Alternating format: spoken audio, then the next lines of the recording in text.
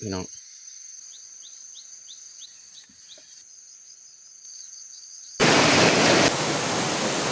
หักเลย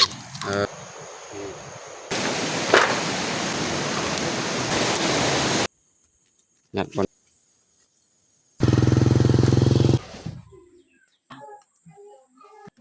หมักบวบนี่เขาจะเห็ดสุก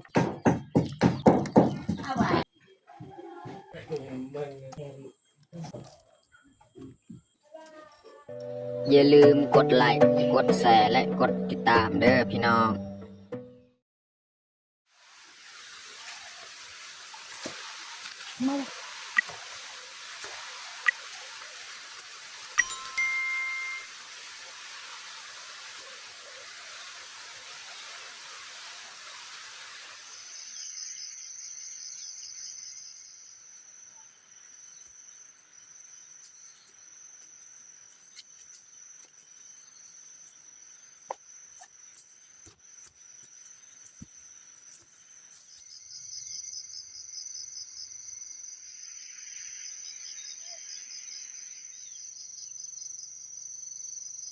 ครับสบายดีแล้วก็สวัสดีเบิร์ดสู่ครูสุคนยินดีตอนรับเขาสู้สองบ่าวยืน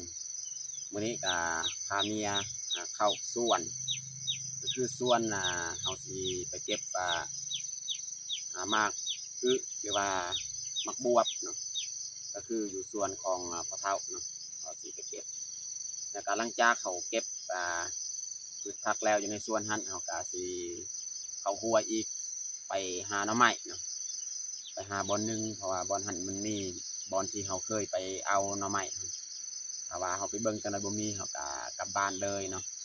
เฮ็ดกินเฮ็ดอยากอยู่บ้านเนาะโอเคมีแต่ทุกคนติดตามเบิ่งตามชมกับพวกเฮาได้ยาวๆเลยตอนนี้เขาก็มาฮอดสวนมะสวนมะบวบ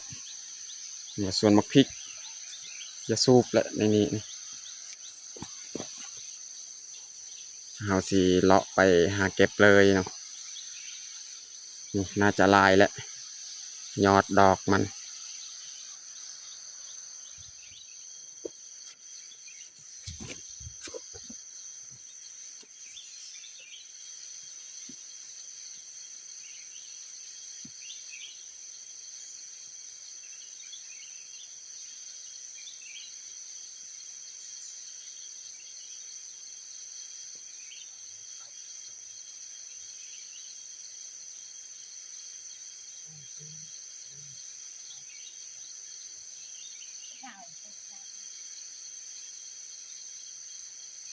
ของเรา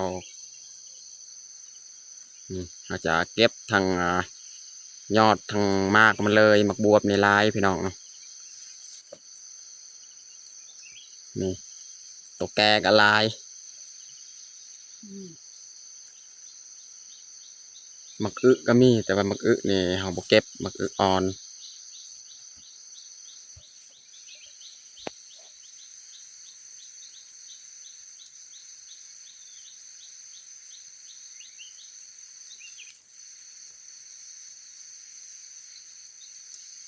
หมักบวบนี่กำลังลายพี่น้องนี่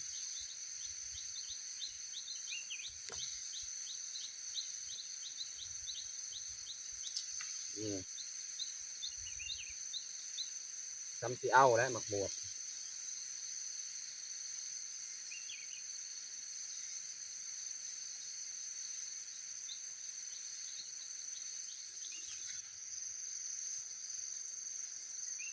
เก็บหมักพี่น้อง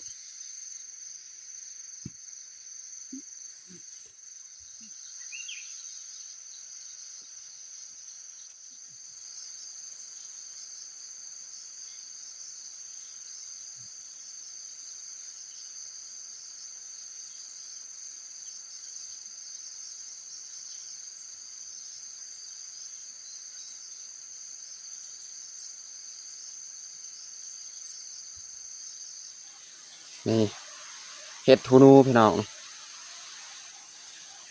นี่มันปงตามคอนไม้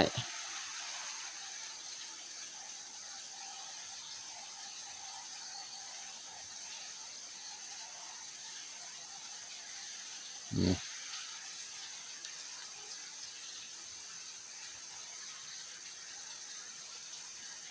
เก็บเอาแต่ดอกใหญ่ๆนี่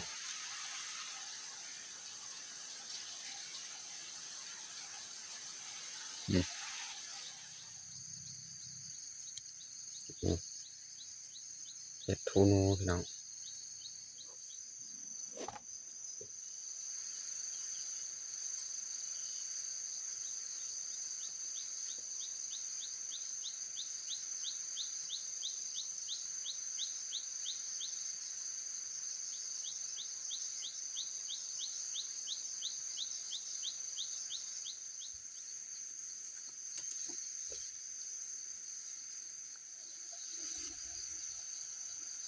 ตอนนี้ก็เรียบร้อยเก็บเมียจะยัดเลยมักยัดก้อนเนาะแล้วก็ยัดผักบวบจังนะเพราะว่าเราต้องได้เก็บหลายๆเอามาแบ่งให้พ่อเฒ่าแม่เฒ่าอีกแบ่งให้พ่อแม่อีกจังหน่อยนี่อยากเต็มกระพาแล้วพี่น้องนี่อาจารย์ยัดผักบวบอีกเนาะนี่เต็มกระพาแล้ว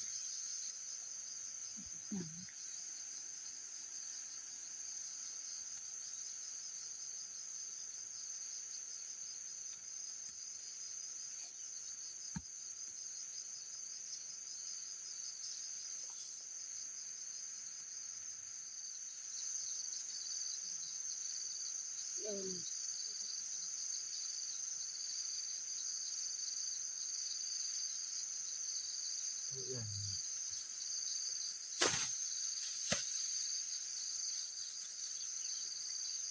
ต็มกระพาเลยพี่น้องเนาะ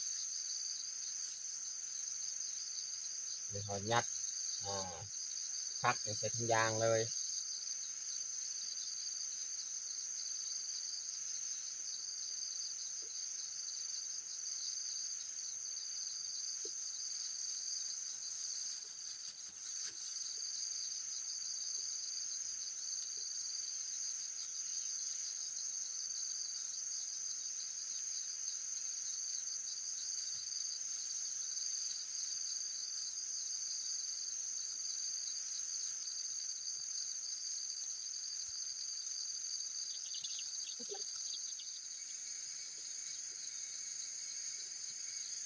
ตอนนี้ก็เรียบร้อยเอายัดคือพักของเราจะเยี่ยมกลับเลย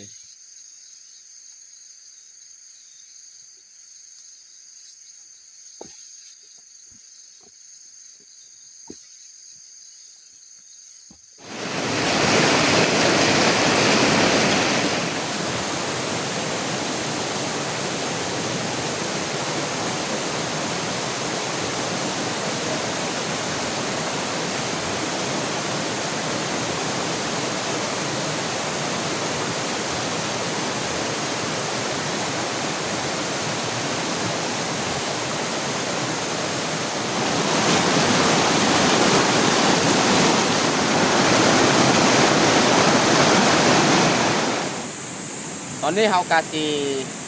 ลองไปเบิ้งเอาไม้ยูหันเนาะว่าสิมีหรือบอเนาะอันนี้หลังจากเขาไปเก็บพืชผักแล้วเขาก็เข้าไปเบิ้งเอาไม้เนาะ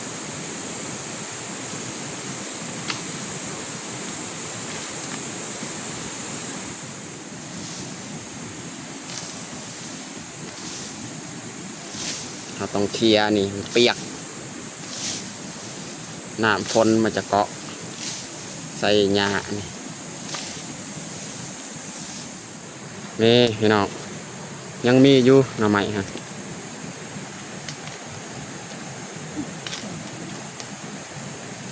นี่หน่อไม้หวานพี่น้อง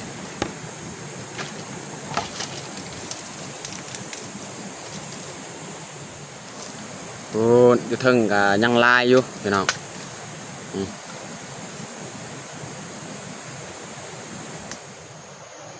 นี่พี่น้องกำลังออกใหม่ๆหนอนไม่บานเนาะ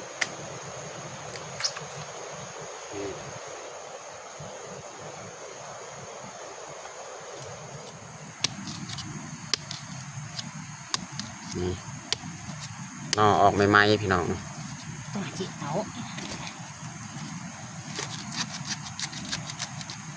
หักเลยโอ้ขักงามๆเลยพี่น้องเอ้ยนี่อีกนอนึงสำนี้ก็น่าจะพอแล้วเอานี่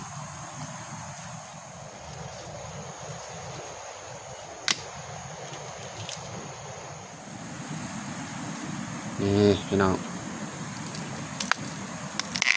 โอ้มันหักอยู่เทิงละ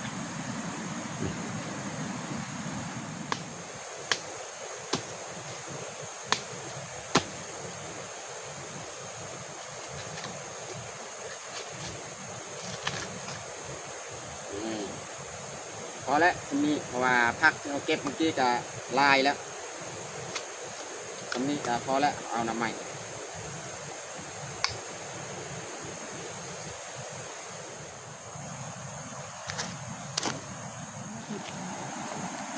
ตอนนี้เราก็กลับ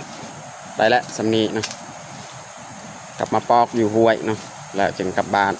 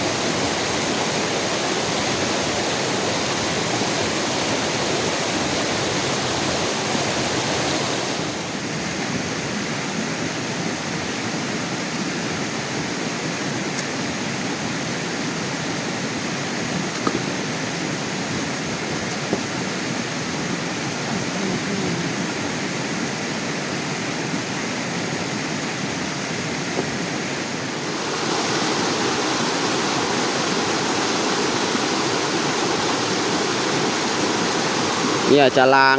หน่อไม้ของเรา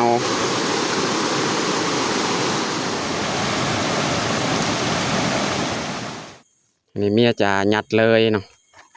หน่อไม้ที่เอาบางกีแหละนี่ยัดใส่กระทงพืชผักแถวเก็บบางกีนแหละยัดบนเดียวนะแล้วก็มาใส่คอรถเพราะมื้อนี้นี่เอารถมาถ้าว่าเฮาย่างเอาก็ใช้เวลาโดนยานลูกสาวให้อีกเรียบร้อยยัดทำไมเอามัดเลย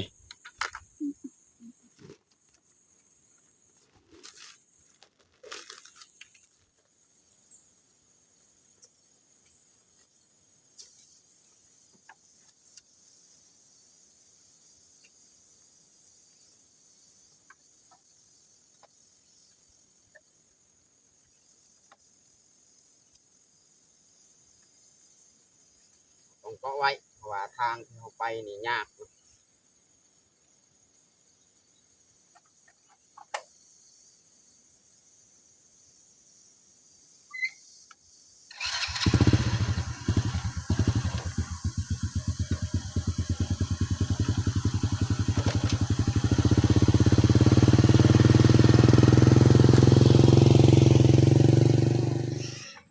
ตอนนี้เขากามาฮอดบ้านเนาะ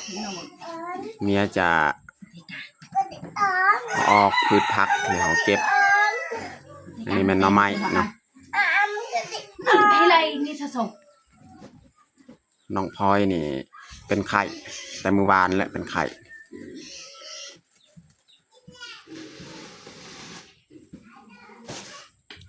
ในถุงยางนี่แม่นผักเนาะ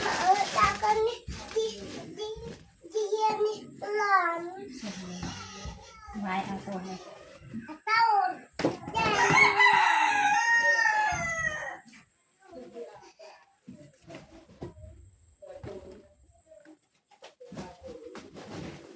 ก็เรียนด่าตอน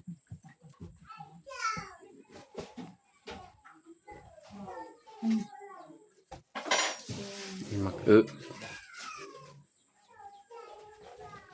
อึสีนวยนะมักอึใหญ่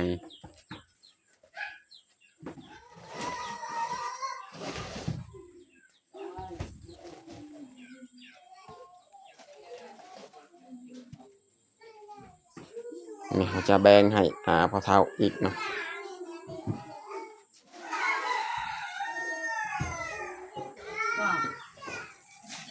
ก็บางคนอยู่บ้างนอกจากบางมัดน้ำเตรียม ผักเนี่ยเขาแบ่งแล้วนี่ในถุงยางเนี่ยแม่นให้พอเท่า โอ้ใช่มัน จับ นั้นดอกแล้วค่ะเน่าôi khá chắc là người chào ôi chào เป็นจริงเหรอ cả ở phía nó đầu với mẹ ก็ก่อนไอ้ยาจีบ้าเลยก็เต็มบุกเอาจุ่มซอก คุณจะตัดใจ ตอนนี้ก็เรียบร้อยนะครับแบ่งให้พอเท่านี่บ่เอาหมักบวบนี่ว่าเบื่อกินแล้ว แต่เอาหมักอึแล้วก็เอายอดหมักอึ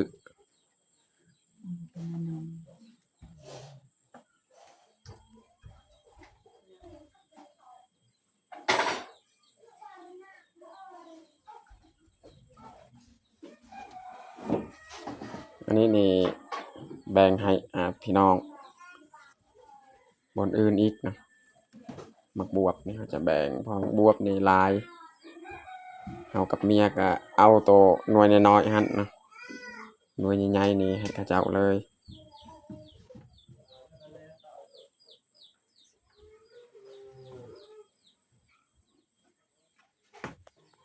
อันนี้เมียเอาไปให้เลย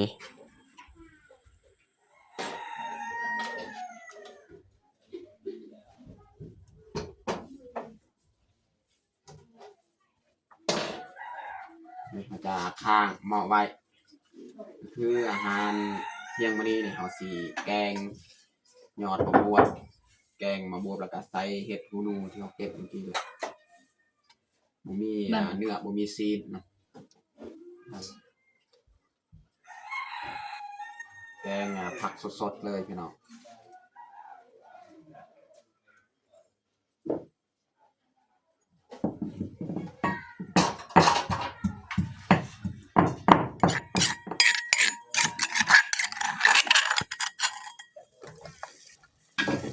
อันนี้น้ำฟดเขาจะใส่มะพริกกระเทียมมะแคนที่เขาตำใส่หัวสิไข่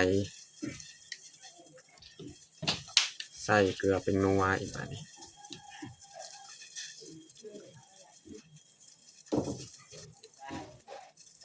แล้วก็ใส่ปลาแดกอีก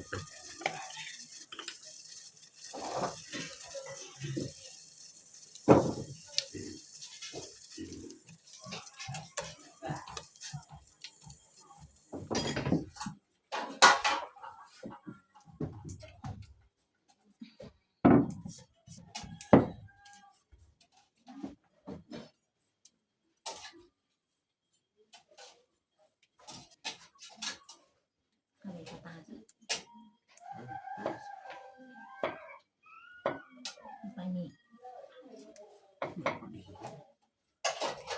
ก็ลำโพงจุ่มกลาดโอเค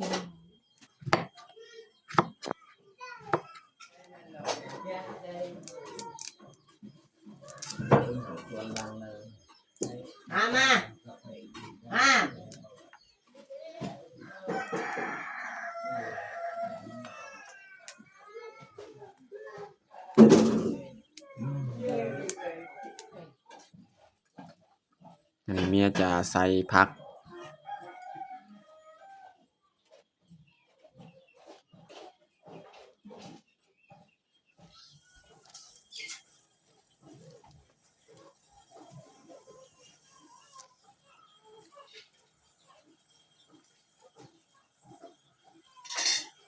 ก็ใส่เห็ดทูนูอีกส่วนมาบวบแถวซอยนี่เขาจะใส่น้ำลังจะหน่อยเพราะว่ามันสุกง่ายมาบวบเอายอดมันก่อนบัดนี้เขาจะใส่มาบวบอีกเนาะ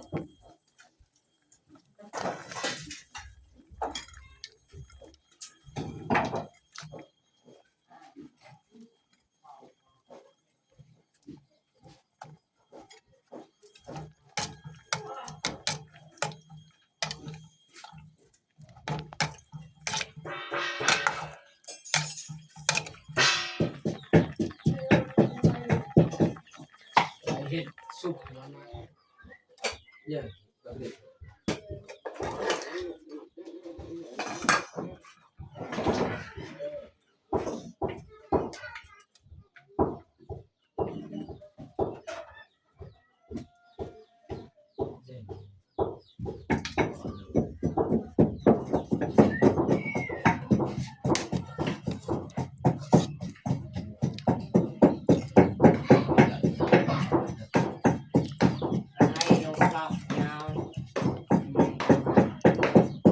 เทน้ำใส่บัดนี้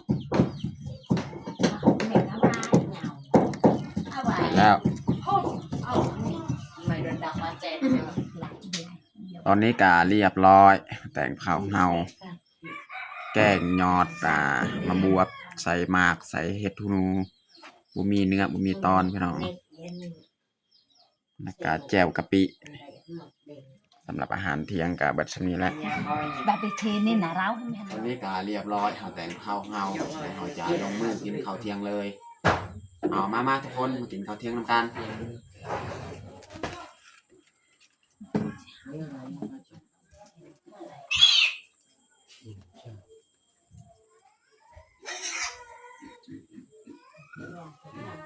น้องพลอยกับไปลิ้น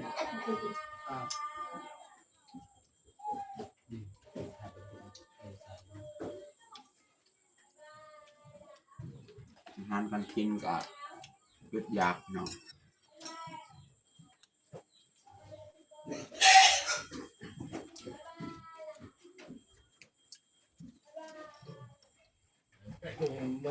นะเดี๋ เดี๋ ย ยว วเราอัดตัวโกยพอเด็ก เทมันได้เอาอยู่ที่ดาวคนละได้ทั้งตึ้งจบเซรีตึ้ง